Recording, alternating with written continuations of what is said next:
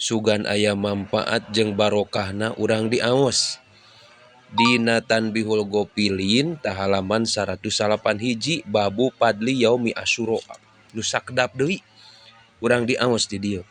Qala Rasulullah sallallahu alaihi wasallam man soma yauma asyura minal muharrami saha jalma anu daek puasa dina tanggal 10 bulan Muharram anu sok hoream teh geuning urang. Tah eta mudah-mudahan we dikeresakeun ku Allah daek engke mah urang ngajam. Naon cenah janji Rasul, janji Allah keneh atahullahu ta'ala sawaba asyarota ala fi hajin wa mu'tamirin wa asyarota ala fi syahidin. Maka ku Allah bakal dipaparinan ganjaran 10.000 pirang-pirang jalma anu munga haji jeung jalma-jalma anu umroh. Subhanallah. Ieu bakat ku mulia-muliana 10 Muharram. Jeung dibere ganjaran 10.000 jalma nu maot syahid. Wah, di Palestina urang kudu perang mah ya Allah, ya Robbana. Syahid fi dunya wal akhirah ya teh nya diumumkeun. Wa man masaha yadahu ala ro'si yatimin yauma asyura saha jalma nu daek ngusap sirahna anak yatim dina 10 Muharram atuh lain diusap unggul dibere pangbubunga. Kade ulah ngusap indungna, beda deui jeung ngusap indungna mah.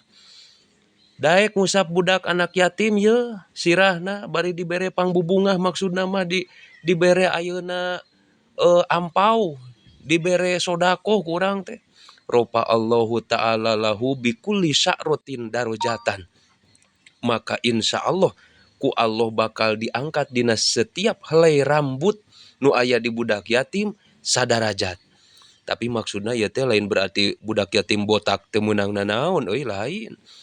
Nya ayeuna diitung galib-galibna rambut dina sakitu we dina sirah. Karunya atuh nu botak pira ku nu ngusap nu mere mah.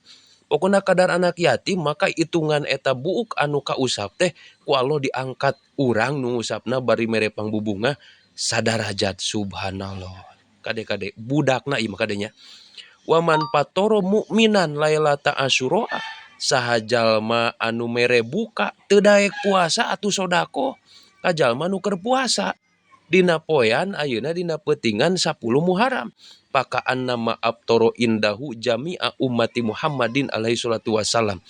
Maka pastina sapertikeun jalma eta teh mere pangbukaan ka sakabeh umat Kanjeng Nabi Muhammad sallallahu alaihi wasallam. Subhanallah.